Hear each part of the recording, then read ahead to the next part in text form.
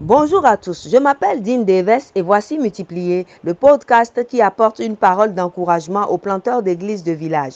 La semaine dernière, nous avons réfléchi à la déclaration de Dieu par l'intermédiaire du prophète Malachi. Le Seigneur dit à tous ceux qui sont mariés, soyez sur vos gardes, ne soyez pas infidèles. Nous avons donc réfléchi au moyen d'être fidèles à l'épouse que Dieu nous a donnée. Nous avons souligné l'importance d'éviter toute relation sexuelle et émotionnelle avec une autre femme. Nous avons dit aux maris et aux femmes, ne soyez pas infidèles. Ne vous liez pas à une personne qui n'est pas votre épouse.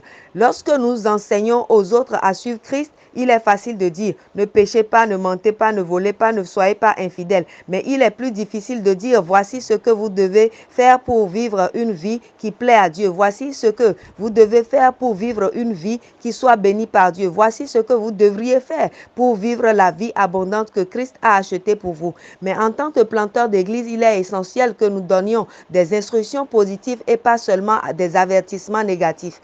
Dans sa grâce, Dieu nous donne un aperçu de ce qu'il a en tête pour le mariage. Dans Malachie chapitre 2 verset 14, il s'adresse aux hommes d'Israël pour leur dire pourquoi ils n'acceptent plus leurs offrandes. Sa raison est la suivante. Tu as été infidèle à ta femme alors qu'elle est ta compagne, la femme de ton alliance. Voilà une grande leçon. Elle nous enseigne à tous comment vivre fidèlement. Nous devons considérer notre épouse comme notre partenaire permanent. Dieu dit, elle est ta compagne, la femme de ton alliance. Qu'est-ce qu'un partenaire? Les partenaires sont des personnes qui ont des ressources et des objectifs communs. Les partenaires travaillent ensemble pour atteindre leurs objectifs communs. Savez-vous quels sont les objectifs de votre femme?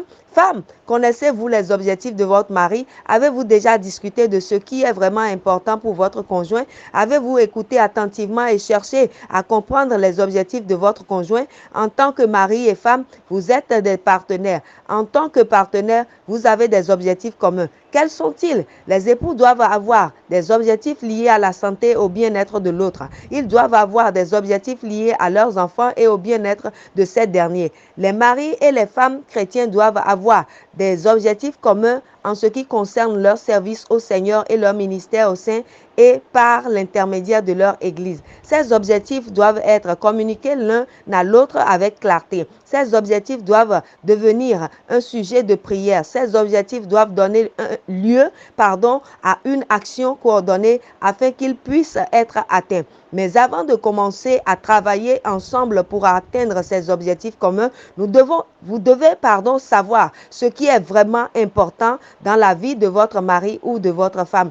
Voici donc la parole d'encouragement que j'adresse aujourd'hui aux maris et aux femmes. Prenez le temps de parler de vos objectifs et de vos aspirations. Écoutez la femme de votre jeunesse. Comprenez ce à quoi elle aspire. Priez avec elle. Soutenez-la dans les objectifs pieux que le Seigneur a placés dans son cœur. Femme, écoutez votre mari. Ces objectifs peuvent paraître déroutants au prime abord, mais écoutez, il est votre partenaire. Lorsque vous comprenez les objectifs que Dieu lui a donnés, affirmez-les. Priez avec lui pour qu'il atteigne ses objectifs. Aidez-le. Lorsque vous comprenez que votre mari ou votre femme est votre partenaire, votre compagnon de vie avec lequel vous atteignez des objectifs sincères fixés par Dieu, la fidélité devient beaucoup plus facile.